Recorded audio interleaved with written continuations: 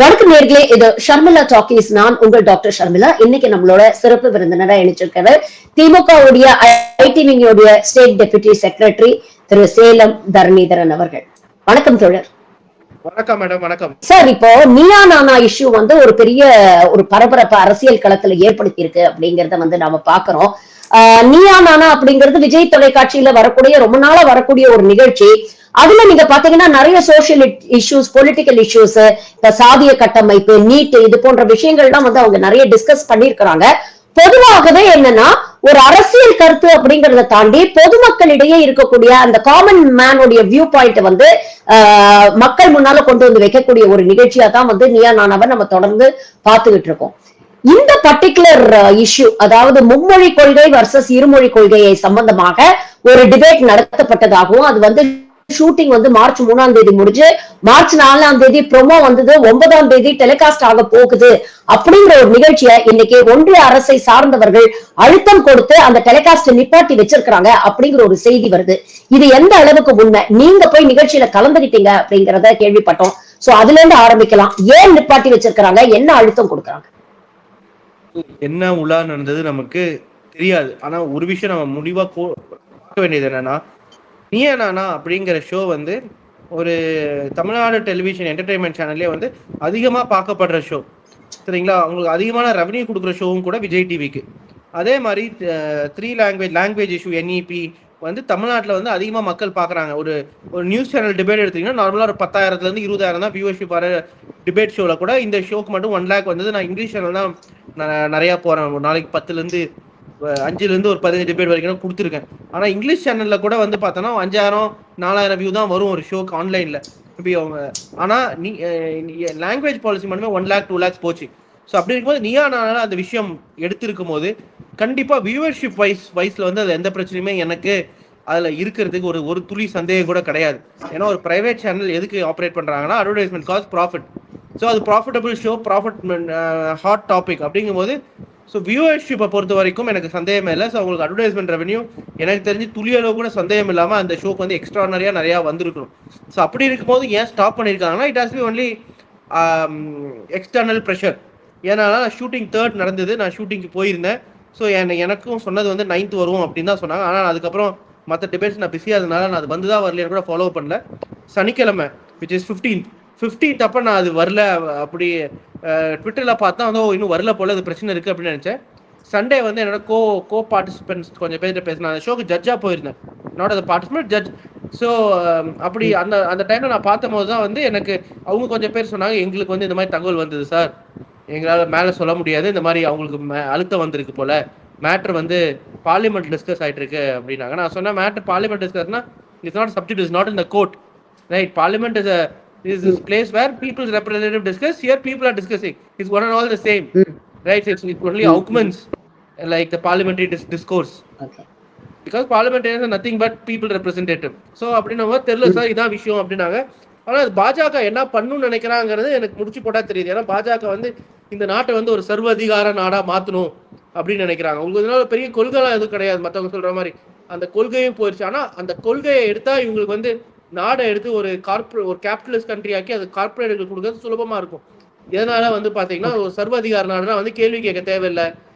அந்த நாட்டில் ஒவ்வொரு இன்ஸ்டிடியூஷனை உடைக்கிறாங்க. எலெக்ஷன் கமிஷனை ஓரளவுக்கு உடைச்சாச்சு. இடி, இன்கம் டேக்ஸ், CBI, பாஜக அணிகள் போல செயல்படுறாங்க. எதிர்கட்சி தலைவர்களை போடுறது எல்லாமே பாத்தீங்கன்னா ரஷ்யா மாதிரி ஒரு 3-4 பெரிய கார்பரேட் நிறுவனங்கள் உருவாக்குற ஆலிகார்கி மாடலும் ஒரு ரஷ்யன் மாடல் தான். ஆப்போசிஷனை இடியை வச்சு ரைட் பண்ண விடுறது, ஆப்போசிஷனை வீக்கெண்ட் பண்றது, அவங்களோட பணபலத்தை முடக்கிறது எல்லாமே ரஷ்யன் மாடல். அடுத்தது பாத்தீங்கன்னா ஊடகம். இப்போ கோடி மீடியான்னு சொல்ல நார்த்ல இருக்க மீடியாவில் பாத்தீங்கன்னா ஆல்ரெடி ஒரு ப்ரொபகண்டா ஷோ மாதிரி தான் நடக்குது, டிபேட் ஷோஸ். ஆனால் தமிழ்நாட்டில் மட்டும்தான் மீடியா நியூட்ரலாக நடக்குது. ஆனால் அவங்களுக்கு எந்த வாய்ஸுமே இருக்கக்கூடாது. இப்போ பாத்தீங்கன்னா அவங்களுக்கு இப்போ பிஜேபி வாய்ஸ் டிசன்ட், அவங்களோட சர்வ அதிகாரத்துக்கு குரல் எழுவுறது அதிகமாக பாத்தீங்கன்னா தமிழ்நாடு, அப்புறம் அங்கிருந்து கேரளா, அதுக்கப்புறம் நம்ம ஒரு சில மாநிலங்கள், ஒரு 5-6 மாநிலங்கள், ஒரு 5-6 கட்சிகள் மட்டும்தான். அதில் பெரிய பிரச்சனை இருக்குது தமிழ்நாட்டில் மீடியாவும் நியூட்ரலாக இருக்காங்க. மக்களுக்கும் கிரிட்டிக்கல் திங்கிங் எக்ஸ்ட்ரானரியாக இங்கே அதிகமாக இருக்குது. அதனால் இங்கேருந்து அவங்களுக்கு அந்த பிரச்சனை இருக்குது. ஸோ மும்மொழி கொள்கை அப்படிங்கிறது ஒன்றுமே கிடையாது. அவங்களுக்கு ஹிந்தி இம்போஸ் பண்ணும். That goes with 1 nation 1 language 1 religion 1 culture 1 food. இது எதுக்காக அவங்களுக்கு பண்ணி என்ன பிரயோஜனம் அப்படின்னு பார்த்தா, கார்பரேட் கையில் நாடை ஒப்படைக்கணும்னா ஈஸி. இப்போ வந்து எல்லாமே கார்பரேட்டைஸ் பண்ணி இங்க இருக்க சின்ன கடைகள் எல்லாத்தையுமே நீங்க டிபார்ட்மெண்ட் ஸ்டோர் எல்லாமே ஒழிச்சிட்டு ஒரே ஒரு டிபார்ட்மெண்ட் ஸ்டோர் எப்படி நீங்க கேபிட்டலிஸ்ட் கண்ட்ரீஸ்ல யூஎஸ்ல பாக்குற மாதிரி ஒரு பெரிய வால்மார்ட் மாதிரி நீங்க பண்ணும் அப்படின்னா ஃபுட் ப்ரிஃபரன்ஸ் எல்லாரும் ஒன்னா இருக்கணும். சரிங்களா? எல்லாரும் தினந்தோறும் ஒரு 3-4 வெரைட்டியான சாப்பாடு தான் இந்தியா ஃபுல்லாக சாப்பிட்றாங்கன்னா அது நாளையுமே பேக்கெட்டாக பண்ணி கொடுக்கறது ஈஸியாக இருக்கும். உடைகளும் ஒரே மாதிரி போட்டுக்கிட்டா அதுவும் ஈஸி. ஸோ அதே மாதிரி வந்து கேள்வி கேட்க மாட்டாங்க. ஒரு சர்வதேவனால கேள்வி கேட்க மாட்டாங்க. ஒரு 5-6 ஒரு 4000 ஏக்கர் எடுத்து கொடுக்கணும், ஒரு விவசாய இடத்த எடுத்து அப்படியே கொடுத்துடலாம். அது கோர்ட் ரிவ்யூ எதுலையுமே வராது, சைனாவில் பண்ணுற மாதிரி. ஸோ அதுதான் அவங்க ஐடியா. அதனால தான் அதை நோக்கி அந்த 3 லாங்குவேஜ் பாலிசி டீலிமிட்டேஷன் எதுக்குன்னா வந்து எப்படினாலும் எடுத்தோடனே சர்வாதிகாரம் பண்ண முடியாதுல்ல.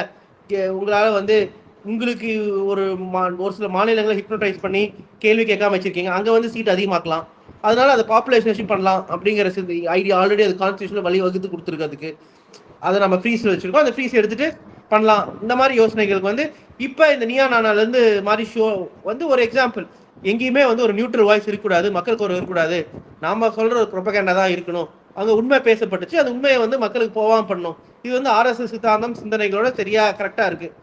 ஸோ அதுதான் அவங்களோட இதோட ஐடியா வந்து to stifle dissent or public opinion which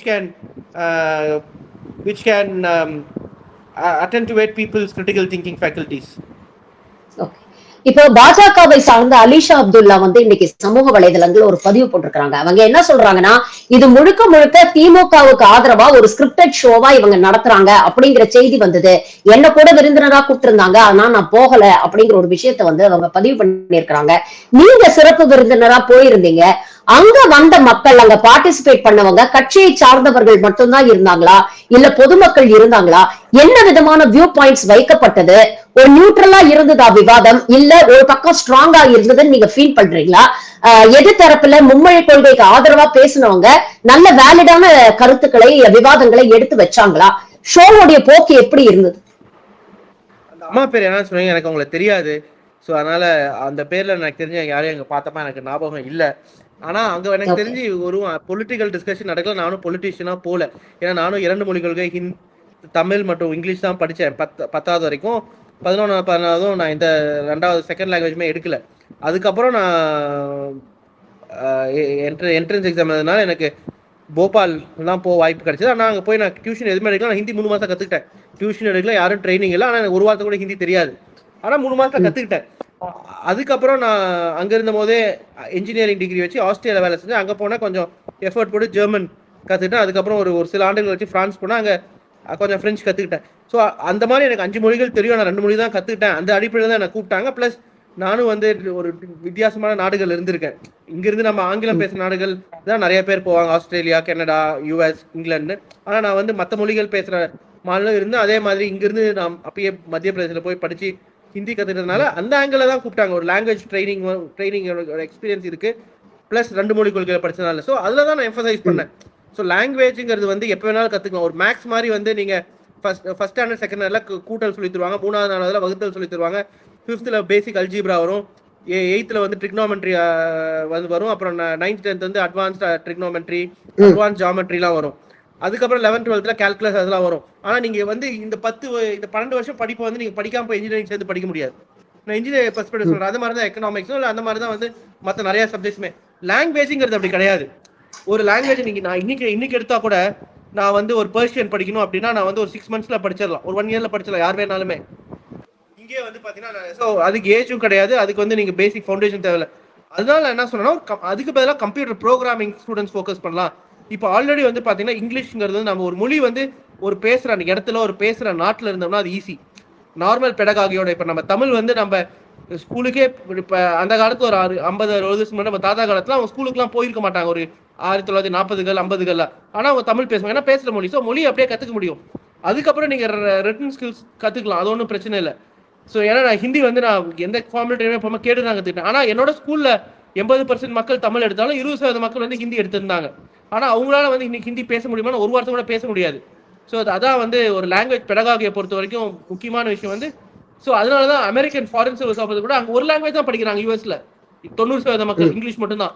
ஆனால் ஃபாரின் சர்வீஸ்க்கு வந்து 3 மாதம் 4 மாதம் ரிக்ரெஸ் ட்ரைனிங் கொடுக்குறாங்க, அந்த லாங்குவேஜ் ஃப்ளூவெண்டா கற்றுக்குறாங்க. ஸோ அதுதான் நான் எம்ஃபசைஸ் பண்ணேன். Sorry to interrupt. இப்போ நிகழ்ச்சிக்கு வந்ததுக்கு பார்ட்டிசிபேட் பண்ண அந்த பொதுமக்கள் சார்பாக நிறைய பேர் வந்து பார்ட்டிசிபேட் பண்ணிருப்பாங்கல்ல, அவங்க என்ன மாதிரியான ஆர்குமெண்ட்ஸ் வச்சாங்க இந்த நிகழ்ச்சியில? ரெண்டு சைடுமே வந்து ஆர்குமெண்ட்ஸ் இருந்தது. சார் வந்து கோபிநாத் சார் வந்து ரெண்டு சைடுமே வந்து நியூட்ரலா தான் இருந்தார். இன்ஃபேக்ட் என்னோட 5 மொழி ட்ரைனிங் கூட தவறுன்னு தான் சொன்னார். ஏன்னா உங்களுக்கு ப்ரிவிலேஜா இருந்தீங்க, அதனால தான் உங்களால் அங்கே போக முடிஞ்சுது, ஏழை எளிய மக்கள் என்ன கத்துக்கலாங்க அந்த மாதிரி கேள்வி தான் வச்சாரு. ஸோ அதுல வந்து எதுவுமே வந்து ஒரு பார்ட்டிசனா எனக்கு தெரிஞ்சு எதுவுமே இல்லை.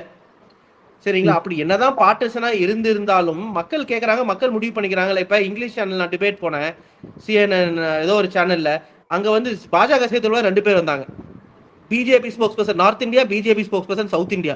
இங்க இருந்து முன்னாள் ஆளுநர் வராங்க, அங்க இருந்து சஞ்சீவ் வர்மன் ஒரு அம்மா வராங்க, அதுக்கப்புறம் கோவில் குழுல இருந்து ஒருத்தர் வராரு, RSS, அப்புறம் இன்னொருத்தர் RSS காரர் பொலிட்டிக்கல் அனலிஸ்ட் வராரு, 4 பிளஸ் ஆங்கர் பிஜேபி ஆதரவாளர் இருக்கார், நான் ஒரு ஆள். அந்த மாதிரி தான் பாதி விவாதங்கள் நடக்குது. ஸோ அந்த மாதிரிலாம் அங்கே நடக்கல. 2 சைட்லையும் 50 பேர் இருந்தாங்க. 2 சைட்லையுமே எல்லாருக்கும் பேசுற வாய்ப்பு கிடைச்சது. உண்மையை பேசுங்க. ஆனா என்னோட கருத்து என்னன்னா 1+1 = 2. நான் சொல்றேன், நீங்க வந்து 1+1 = 3ன்னு சொல்லி ஒரு விவாதம் நடத்துனீங்கன்னா அது உங்களால ப்ரூவ் பண்ண முடியுமா? இல்ல இல்ல, அது நீங்க என்ன சொல்லி ஒரு கதை கட்டலாம். ஆனா பேசுறவங்களுக்கு வந்து கரெக்டா அந்த 1+1 2ன்னு தெரிஞ்சதுன்னா அதான் நிலைக்கும். ஸோ அதுக்கு வந்து யாராலும் எதுவும் பண்ண முடியாது. ஆனா டிபேட்ல வந்து நியூட்ரலா தான் நடந்தது. அங்க வந்து 2 சைடுமே அவங்களும் ஆர்குமெண்ட்ஸ் வச்சாங்க. அந்த சைட்லயும் ஹெவியான ஆளுங்களா இருந்தாங்க. பெங்களூர்ல இருந்து ஒரு ஸ்கூல் பிரின்சிபல் 2 பேர் வந்திருந்தாங்க, ஒரு டியூஷன் வாத்தியார் ஒருத்தர் வந்திருந்தாரு. அவங்களும் கரெக்டான கேள்வி கேட்டாங்க. இப்ப ஃப்ரீயா தானே ஒரு 3வது லாங்குவேஜ் சொல்லி தராங்க, உங்களுக்கு என்ன அதனால கெடுதல் அப்படிதான் கேட்டா, இந்த சைடு இருந்து அதுக்கு என்ன சொன்னாங்க, ஃப்ரீயா சொல்லி தந்தா அந்த நேரம் வந்து மக்கள் வேற ஏதோ கத்துக்கலாம், ஏன் இதை கத்துக்கணும்? அந்த நேரத்துல ப்ரோக்ராம் இல்ல வந்து இப்ப ஊட்டி பக்கத்துல ஒரு கிராமம் இருக்கு, மலைவாழ் மக்கள் இருக்க, அங்க வந்து இங்கிலீஷ்க்கே வந்து அவங்களுக்கு படிக்கிறது கஷ்டம், ஏன்னா அப்பா அம்மாக்கு ஆங்கிலம் தெரியாது, அங்க பேசுற வாய்ப்பு கிடையாது, அதுக்கு அவங்க எக்ஸ்ட்ரா டைம் எடுக்கணும். 2 லாங்குவேஜ், தமிழுக்கு 50% டைம், இங்கிலீஷ் 50% டைம் எடுப்பாங்க அப்படின்னா இப்ப திருப்பி ஹிந்திக்கு ஒரு 25% டைம் கொடுக்கணும், அதனால குறையும். நம்ம ஆர்கியூமெண்ட் வச்சோம். அவங்க சொன்னாங்க ஹிந்தி கிடைச்சா வந்து அங்க நார்த்ல போய் வேலைக்கு போகலாம், பாம்பே டெல்லிக்கு போகலாம், நம்மளால பாம்பே டெல்லிக்கு போக முடியறது இல்ல, அங்க போனா என்ன அப்படின்னாங்க. அதுக்கு நாங்க விவாதம் வச்சோம், இருமொழி கொள்கை அங்க கத்துக்கிட்டா என்ன? இப்ப வந்து இங்க இருமொழி கொள்கை இருக்கு, இங்க வந்து நம்ம தமிழும் கத்துக்கிறோம், இங்கிலீஷ் கத்துக்கிறோம், அங்க வந்து இருமொழி கொள்கை கத்துக்கிட்டா என்ன? அங்க வந்து அவங்க அங்க ஹிந்தி பேசிட்டோம் டெல்லியில, உத்தரப்பிரதேஷ்ல, அதோட இங்கிலீஷ் கத்துனா நாம அங்க போகும்போது தெருக்கல்ல ஆங்கிலம் பேசி கேட்டுக்கலாமே, அப்படின்றதுக்கு நம்ம ஹிந்தி நம்ம நேஷனல் லாங்குவேஜ் இல்லையா அப்படின்னாங்க. அதுக்கு நான் சொன்னேன், ஹிந்தி நேஷனல் லாங்குவேஜ் இல்லைங்க, 22% பேர் தான் வந்து தாய்மொழியா இருக்கு. யூரோப்பியன் யூனியன் எடுத்தீங்கன்னா ஜெர்மனி வந்து 22% மக்களுக்கு தாய்மொழி, அங்க எல்லா நாடுகளிலும் ஜெர்மனா படிக்கிறாங்க, இல்ல அவங்க தாய்மொழியை படிக்கிறாங்க, அப்புறம் ஆங்கிலம் படிக்கிறாங்க, அதனால என்ன தப்பு? இப்ப வந்து பெரியார் அப்புறம் அண்ணா சொன்ன கருத்துக்களை கொஞ்சம் பேர் சொன்னாங்க. அதுக்கு வந்து அவங்க ஒரு மொழி எக்ஸ்ட்ரா கத்துக்கிட்டா என்ன, ஹிந்தி மட்டும் இல்லையே மத்த மொழியும் கத்துக்கலாம் அப்படின்னாங்க. அதுக்கு நான் சொன்னேன், மத்த மொழி கத்துக்கிறதுக்கு வாய்ப்பு இல்லை, எதனால அப்படின்னு வந்து பார்த்தா, நீங்க வந்து சொல்றீங்க ஷெட்யூல் 8 லாங்குவேஜ் வந்து 15 லாங்குவேஜஸ் இருக்கு அப்படின்னா, அட்லீஸ்ட் ஒரு 10 லாங்குவேஜுக்கு ஆசிரியர்கள் போடணும் ஒரு ஸ்கூலுக்கு. அப்படின்னா இன்டூ 2 லாங்குவேஜ் பர் சப்ஜெக்ட்னா 20 ஆசிரியர்கள், மொத்தம் ஒரு 50,000 கவர்மெண்ட் ஸ்கூல் இருக்குன்னா 10 லட்சம் டீச்சர். ஒரு டீச்சருக்கு நீங்க 10,000 சம்பளம் கொடுத்தீங்கன்னா, 10 லட்சம் சம்பளம் கொடுத்தீங்க அப்படின்னா வந்து அது 1 லட்சம் கோடி ஆயிரும் அப்படின்னு நாங்க சொன்னோம். அதுக்கு வந்து நாங்க வந்து எல்லா ஸ்கூலுக்கும் டீச்சர் ரெக்ரூட் பண்ண 1 லட்சம் கோடி அப்படிங்கிறது வந்து 3 டைம்ஸ் ஹையர் இல்லையா எஜுகேஷன் பட்ஜெட்டோட இங்கிலீஷ். ஸோ உங்களுக்கு ஆல்ரெடி எஜுகேஷன் பட்ஜெட் கம்மியா இருக்கு, நீங்க லாங்குவேஜ் டீச்சர் மட்டும் போட்டீங்கன்னா அதுக்கு அங்க இருக்க சித்தார்த்த சைட்ல சொன்னாங்க, இல்ல எல்லா ஸ்கூலுக்கும் போட மாட்டோம், ஒரு 10 ஸ்கூலுக்கு சேர்த்து 10 டீச்சர் இருப்பாங்க அப்படின்னா குறையும். அப்படின்னா வந்து 20,000 கோடி ஆச்சு, நம்ம ஆர்கியூமெண்ட் வச்சோம். அதுக்கப்புறம் ஒரு ரூரல் ஏரியால வந்து இப்ப நீங்க வந்து ஆத்தூர் ஊர்ல வச்சீங்கன்னா அங்க வந்து என்ன ஒரு அப்ராக்சிமேட்டா ஒரு 50 ஸ்கூல் இருக்குன்னு வச்சுக்கோ, 50 ஸ்கூல் இருக்குன்னா வந்து சாரி அங்க வந்து ஒரு 10 ஸ்கூல் தான் இருக்கும் அப்படின்னா அங்க வந்து எவ்வளவு பேர் என்ன லாங்குவேஜ் இருப்பாங்க? ஸோ ஹிந்திக்கு இன்டைரக்டா வந்து ஃபண்டிங் ஷார்டேஜ்னால அது ஹிந்தி ஆயிராதா அப்படி நம்ம தரப்புல ஆர்கியூமெண்ட் வச்சோம். ஸோ இந்த மாதிரி தான் வந்து பேக் அண்ட் ஃபோர்த் போயிட்டு இருந்தது. அதுக்கப்புறம் அங்க இருந்தவர் வந்து பாஜக சைட்ல இருந்து ஒருத்தர் வந்திருந்தாரு. அவர் வந்து மார்க் சுக்கர்பர்க் 4 மொழி தெரியும் அப்படின்னாரு. நாங்க சொன்னோம், அவர் மொழினால மார்க் சுக்கர்பர்க் ஆனாரா, இல்ல காசு எல்லாம் கம்ப்யூட்டர் ப்ரோக்ராம் மார்க் சுக்கர்பர்க் அதுக்கப்புறம் அந்த மொழியை கத்துக்கிட்டாரா அப்படிங்கிற ஆர்குமெண்ட் எல்லாம் பேக் அண்ட் ஃபோர்த்ல வச்சோம். ஆனா அவங்களுக்கு வந்து இறுதியாக கோபிநாத் வந்து சம்பப் பண்ணும்போது எப்படி சம்பப் பண்ணாரு, யாருக்கு ஆதரவாக இருந்தது அந்த நிகழ்ச்சியோடைய அந்த நிறைவு பகுதி? அவர் யாருக்குமே ஆதரவாக எதுவும் பண்ணல. அவர் வந்து மக்கள் முடிவு எடுத்துக்குவாங்கன்னு தான் சொன்னார். அவர் இந்த சைடு அந்த சைடு ஆர்குமெண்ட் வரும், இந்த சைடு ஆர்குமெண்ட் வரும். அவர் வந்து நாங்க தான் தேவையில்லாம பேசினா எங்களை கண்ட்ரோல் பண்ணாரு, அவங்க தான் தேவையில்லாம ஒரு கேள்வி இங்க இருந்து எழுதுனா அந்த கேள்விக்கு பதில் அங்க வாங்குவாரு, அந்த பதிலுக்கு மட்டும் பதில் வாங்குவாரு. டைவர்ட் இப்ப நாம ஒரு விஷயம் ஒண்ணு வச்சுக்கோங்க, இப்ப வந்து ஃபண்டிங் பிரச்சனை இருக்குன்னா அவங்க வந்து தமிழ்நாட்டுல இதுக்கு சேலை பண்றாங்க அப்படிமா, அதுக்கு வேணாம், இதுக்கு 10,000 கோடி எங்க இருக்கு, அது அடுத்த கேள்வியை வச்சுக்கலாம் அப்படிதான் ஸ்டோர் பண்ணார். அவங்க கேள்வி கேட்டாங்க, ஒரு மொழி எக்ஸ்ட்ரா படிச்சா என்ன? இப்ப தரணிதரன் அங்க 3 மாசம் கத்துக்கிட்டாருன்னா ஹிந்தி தெரிஞ்சு போயிருந்தா அவர் எழுதுறதுக்கும் படிக்கிறதுக்கும் தெரிஞ்சிருக்கும் அப்படிங்கிற மாதிரி ஆர்குமெண்ட் வச்சாங்கன்னா அதுக்கு மட்டும் நீங்க பதில் சொல்லுங்க அப்படிங்கிற மாதிரி தான் ஷோ ஃபோக்கஸ்டா எடுத்துட்டு போனாங்க. முடியும் போது வந்து மக்கள் பார்த்து தெரிஞ்சுட்டு தான் அவர் சொன்னாரு. அவர் வந்து ஒரு சைடோ இன்னொரு தரப்போ எனக்கு தெரிஞ்சு பார்ட்டிசனா போன மாதிரி ஒரு ஐடியாவும் இல்ல. Plus it's an entertainment show. அது ஒரு ஷோ. ஆர்டிகல் வந்து என்ன எழுதிருக்கு, நம்ம கான்ஸ்டிடியூஷன் என்ன எழுதிருக்கு, ஃப்ரீடம் ஆஃப் ஸ்பீச், ரைட்?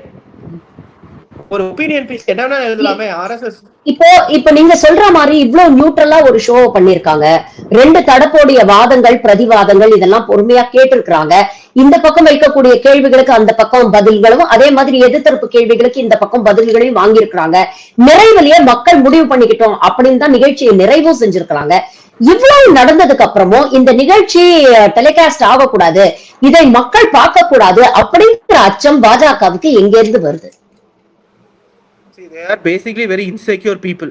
அதுலயும் ஒரு வினோதமான விஷயம் நான் சொல்லி நினைக்கிறேன். அந்த அனந்தன் ஐயாசாமின்னு நினைக்கிறேன் அவங்க தரப்புல இருந்து. அனந்தன் ஐயாசாமி தென்காசியோட டிஸ்ட்ரிக்ட் பிரசிடென்ட் பிஜேபி. அவர் ஒரு வினோதமான ஒரு ஆர்குமெண்ட்டை வந்து என்கிட்ட வச்சாரு. நான் அவர்கிட்ட கேட்டேன், சார் நீங்க ஐடி கம்பெனில வேலை செஞ்சிருக்கீங்க, நொய்டாவிலையும் வந்து ஐடி கம்பெனிக்கு போனா ஹிந்தியா பாக்குறான், இல்ல கம்ப்யூட்டர் ப்ரோக்ராம் இங்கிலீஷ் தான் பாக்குறானா, இல்ல கிரேட்டர் நொய்டா உத்தரப்பிரதேசம் இருக்கு அங்க ஹோண்டா கம்பெனி இருக்கு மெக்கானிக்கல் இன்ஜினியர் பாக்குறானா, நீங்க வந்து அமெரிக்கால வேலை செஞ்சிருக்கீங்க, உங்க அமெரிக்கால இன்டர்வியூ எந்த மொழியில நடந்தது சொல்லுங்க அப்படின்னா, நான் ஏன் சொன்னாரு, இங்கிலீஷ்ல நடக்கலையான்னு கேட்டேன். இல்ல எனக்கு இங்கிலீஷ்ல நடக்கல. ரிட்டன் டெஸ்ட் எதுல நடந்ததுன்னு கேட்டேன், இங்கிலீஷ் நடக்கல. ஓரல் இன்டர்வியூ எனக்கு நடக்கல அப்படின்னு பொய் சொன்னாரு. அப்ப நான் சொன்னேன், பாஜகனாவே பொய் சொல்றது வச்சுட்டு. அப்போ வந்து நான் சொன்னார், நீங்க பாஜக திமுக பேசக்கூடாது, அதை நான் எடுத்துருவேன் குறிப்பிலிருந்து அப்படின்னு அவர் சொன்னார். அந்த அளவுக்கு அவர் நியூட்ரலா எடுத்துட்டு போனாரு. ஆனா அவங்க சொன்னதையும் பாருங்க, அமெரிக்கால ஒரு கம்பெனி நீங்க வேலைக்கு போறீங்க அப்படின்னா இன்டர்வியூ வந்து இங்கிலீஷ் நடக்குமா எந்த மொழியில் நடக்கும், தமிழ்நாட்டில் 2வது படிக்கணும்னு தெரியும். அதையுமே அவங்க பொய் சொன்னாங்க. அதையுமே நம்ம டாலரேட் பண்ணிக்கிட்டோம். சரிங்களா?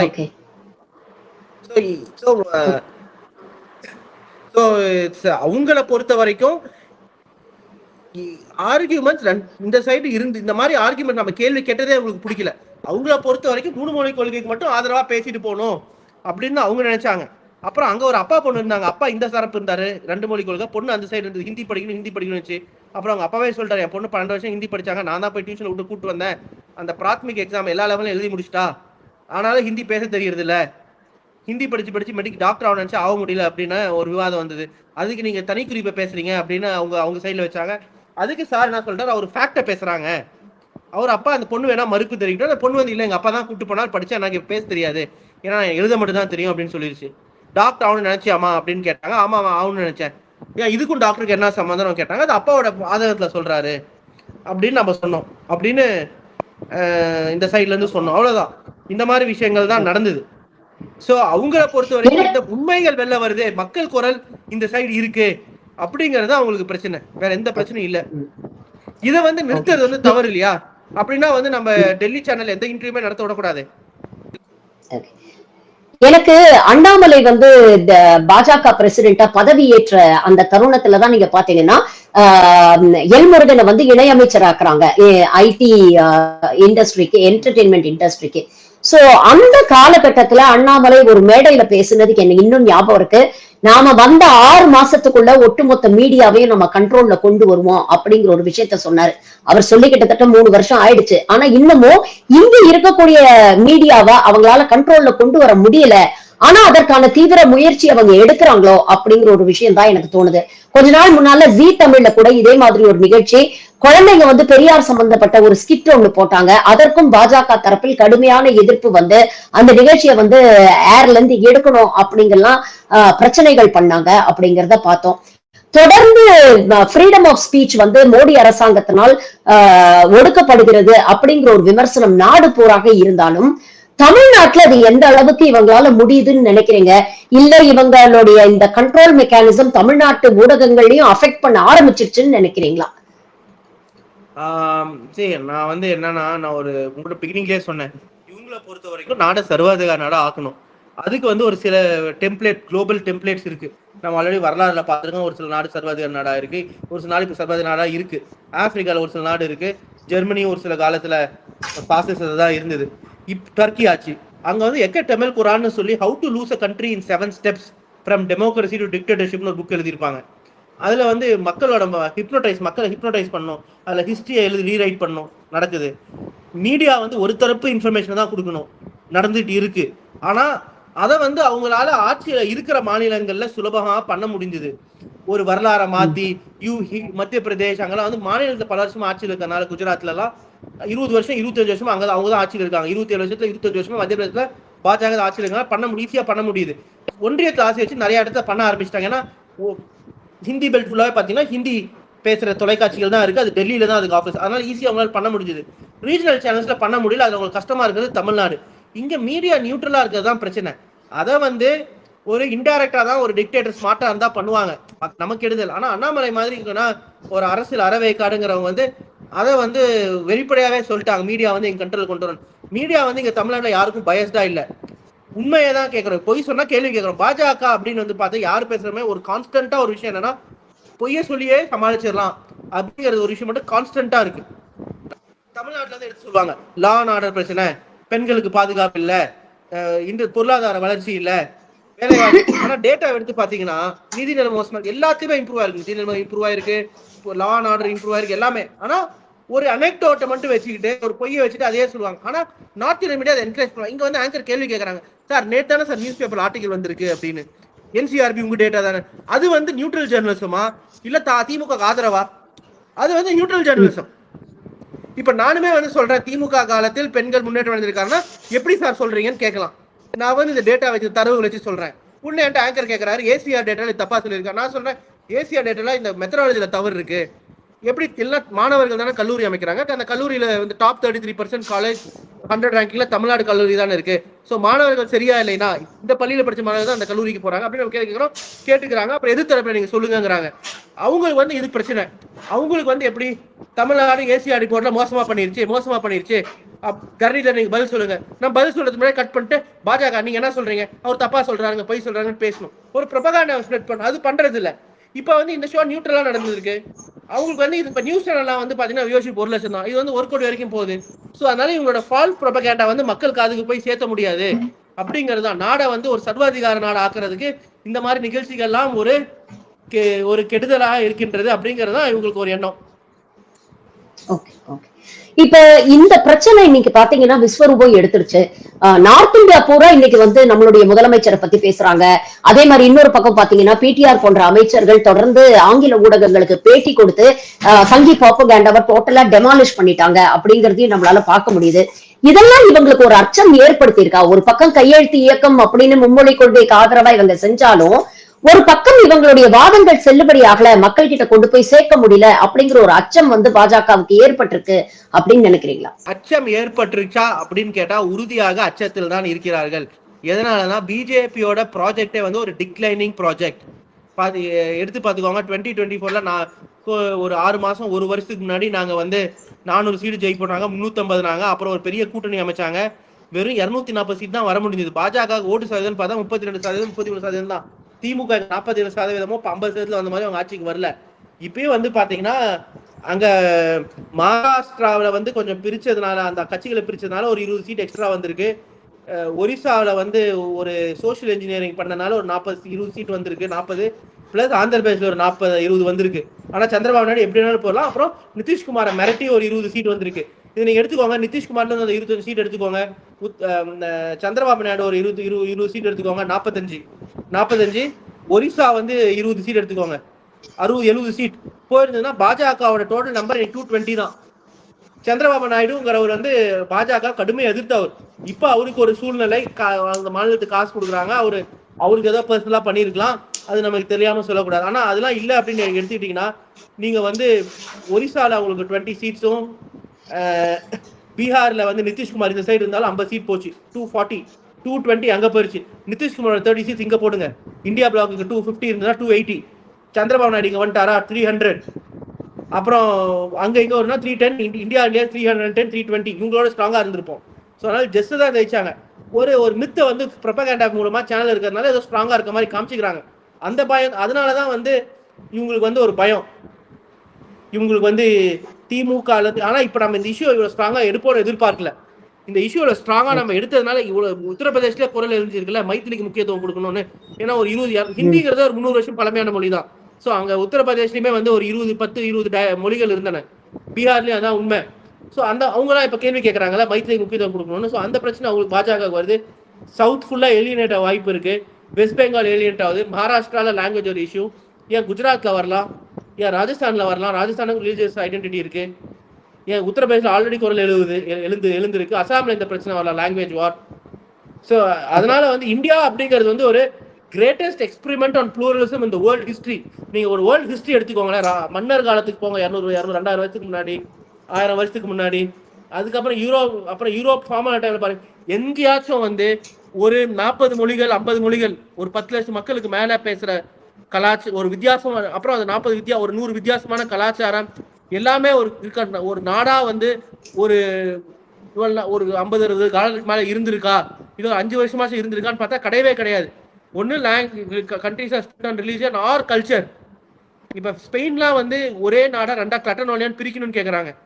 ஆனா ஐடென்டிட்டி ஆஃப் கல்ச்சர். ஜெர்மன் பேசுற நாடுகள் 3 பிரிஞ்சு இருக்கு.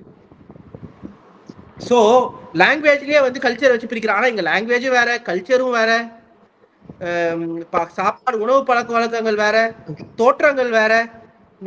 சரிங்களா? ஸோ அப்படி இருந்து ஒரு நாடா இருக்கிறதே வந்து ஒரு கிராண்ட் எக்ஸ்பெரிமெண்ட். இது வந்து சக்சஸ்ஃபுல்லா இருக்கணும் அப்படின்னா ஒரு டைவர்சிட்டியா எம்பரேஸ் பண்ணாதான் நடக்கும். இதை வந்து நாங்க அரசியலுக்காக பண்றோம்னு அவங்க சொல்றாங்க. ஆனா விஷயம் என்னன்னா, முன்னாடி இருந்து எல்லாமே சொல்றது மோடி வந்து கோல்வாக்கர் படிச்சா போதும். ஏன்னா கோல்வாக்கர் என்ன தெரியுமா சொன்னாரு? Uniformity will bring destruction to this nation or to countries 1970s எழுதியிருக்காரு. ஸோ இப்ப என்ன பிரச்சனை அப்படின்னா, இவங்க யூனிஃபார்மிட்டி கொண்டு வரதுனாலதான் குரல்கள் எழுது. இது ஸ்டாப் ஆகாது. அந்த டெலிகேட் பேலன்ஸை மெயின்டைன் பண்ணாதான் நேரு பண்ண மாதிரி இந்த நாடு வந்து எக்ஸிஸ்ட் ஆகும். ஏன் இலங்கையில வந்து ஒரு போர் வந்தது? அவங்க அங்க இருக்க தமிழ் மக்களை சப்ரைஸ் பண்ண நினைச்சாங்க. ஆனா அவங்களுக்கு ஃபெடரலிசம் கொடுத்துட்டா எதுவும் பிரச்சனை வந்திருக்காது. ஸோ நேரு காலத்தை நம்ம ஒரு ஃபெடரல் ஸ்ட்ரக்சரா போய் எம்ப்ரேஸ் பண்ணி இங்க தமிழ்நாட்டில் குரல் அவங்களும் டெண்டன்சிஸ் இருந்தது. ஆனா நம்ம போராட்டங்களுக்கு மதிப்பு கொடுத்து 65க்கு அப்புறம் அந்த மேட்டர் செட்டில் ஆயிருச்சு. Language there will be 2 languages, English and regional language அப்படின்னு வந்து யூனியன் கவர்மெண்ட் வேணா இங்கிலீஷ்லயும் கம்யூனிகேஷன் வரும், ஹிந்திலையும் வரும்னு ஒரு டெலிகேட் பேலன்ஸ் போயிட்டு இருந்தது. 70s வந்து டீலிமிட்டேஷன் ஃப்ரீஸ் பண்ணாங்க. பிசிக்கல் ஃபெடரலிசத்துல வந்து 1971 சென்சஸ் தான் சொன்னாங்க. ஏன்னா இது எல்லாமே பிரச்சனை கொண்டு வரும். ஏன் அவங்க கட்சியை சேர்ந்த வாஜ்பாய் அவர்களே அந்த ஃப்ரீஸ் எக்ஸ்டெண்ட் பண்ணாரு. இவங்க வந்து அந்த வரலாறு புரிதல் இல்லாம, ஒரு சமூக புரிதல் இல்லாம ஒரே நாடு ஆக்கணும், ஒரு கிரீட் பேராசைனால பண்றதுனாலதான் இந்த இரப்ஷன் ஆரம்பிக்குது. இவங்க மாறலன்னா அது மாறாது. கண்டிப்பா குரல்கள் வந்து எந்திரிக்கும். NEP 3 மொழி கொள்கைன்னு ஆரம்பிக்கல. நீங்க 2150 கோடி வரல, அதுக்கு நீங்க வந்து NEP பண்ணணும்னு வச்சுக்க. ரெண்டுக்குமே சம்மந்தம் கிடையாது. இந்த டைரக்ட் ஆஃப் ஃபெடரலிசம். இதை நம்ம ஸ்டாப் பண்ணலன்னா நாளானைக்கு வந்து என்ன தெரியுமா சொல்லுவாங்க? சில வருஷம் கழிச்சு உங்களுக்கு வந்து நாங்க எந்த ஒன்றிய திட்டத்துக்குமே காசு தர மாட்டோம். ஏன்னா 50% காசு ஒன்றிய திட்டங்கள் மூலமா தான் வருது. ஆனா நாம கூட காசு தான். அது ஒன்றிய திட்டங்கள் மூலமா வந்தாலும் நம்ம காசு தான், வேற அவங்க காசு கேட்கல. நீங்க வந்து உங்க துறையில வந்து ஹிந்தியில கம்யூனிகேட் பண்ணலன்னா நாங்க காசு தர மாட்டோம்பாங்க. தெரியல என்ன பண்ணுவீங்க? இதுக்குமே லீகல் பேசஸ் இல்லை, அதுக்கும் லீகல் பேசஸ் இல்லை. அதனால இது நாம வந்து பிகினிங்லேயே நம்ம வந்து தடுக்கலன்னா இந்த மாதிரி பிரச்சனைகள் உறுதியாக நிச்சயமாக வரும். இந்த ப்ரோக்ராமை டெலிகாஸ்ட் பண்ண விடாததுல இருந்தே வந்து எந்த அளவுக்கு பிஜேபி வந்து அவங்க கொள்கையிலயும் ஸ்ட்ராங்கா இல்ல, அவங்களுடைய வாதத்திலயும் ஸ்ட்ராங்கா இல்ல அப்படிங்கிறது ரொம்ப தெளிவா தெரிஞ்சது. நிகழ்ச்சியில என்ன நடந்தது, என்ன காரணத்துக்காக இது டெலிகாஸ்ட் பண்ணாம தவிர்க்கப்பட்டிருக்கு அப்படிங்கறதெல்லாம் ரொம்ப தெளிவா எடுத்து சொன்னீங்க. பல விஷயங்கள் இன்னைக்கு வந்து எங்களோட பகிர்ந்துட்டீங்க. உங்கள் நேரத்துக்கும் கருத்துக்களுக்கும் மிக்க நன்றி sir. Thank you very much for joining. Thank you.